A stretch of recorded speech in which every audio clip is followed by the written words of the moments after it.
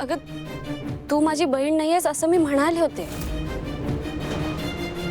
पण त्या पुढे सुद्धा मला बोलायचं होतं. तू ते ऐकूनच घेतलं नाहीस. हो का मीरा? अगं मग आता सगळेच आहेत की, मग सगळ्यांसमोरच सांग काय सांगायचं होतं ते. हो आत्या, मी तेच सांगते. हा, मायाताई, तू माझी बहीण नाहीयेस. म्हणजे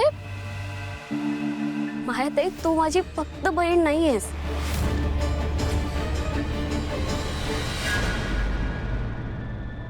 तू माझी आई आहेस.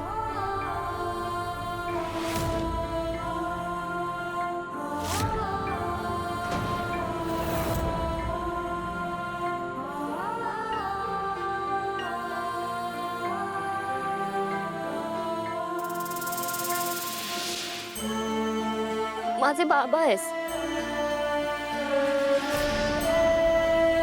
ताई, अगं या जगात सगळ्यात जास्त जवळचं कोणी असेल ना, तर ती व्यक्ती तू आहेस माझ्यासाठी.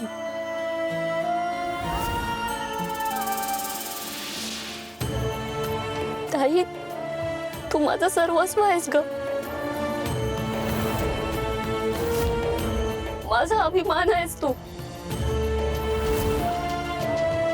माझे विचार, आचार, संस्कार सगळं तूच आहेस.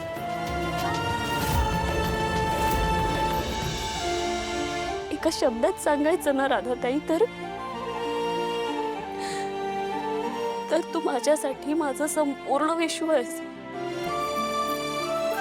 ताई, तूच माझी मैत्रीण आहेस आणि तूच माझी शत्रू आहेस.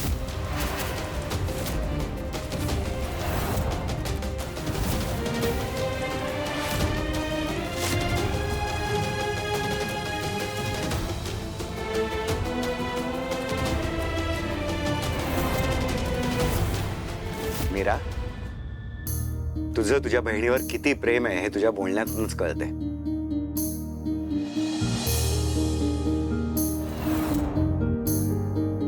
एक घट्ट धागा तुम्हा दोघी बहिणींना खूप बांधून आहे. त्या धाग्याची वीण आणखीन मजबूत होऊ दे.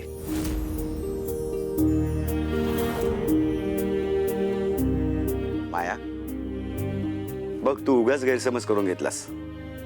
कळतंय ना? हो. सो मीरा, आता सगळं क्लिअर आहे ना?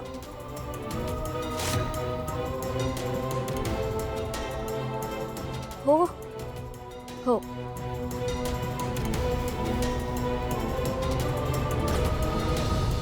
चला, आता दिवाळी जवळ आली आहे, तयारी सुरू करावी लागेल. हो आजोबा, मी खूप धमाल करणार.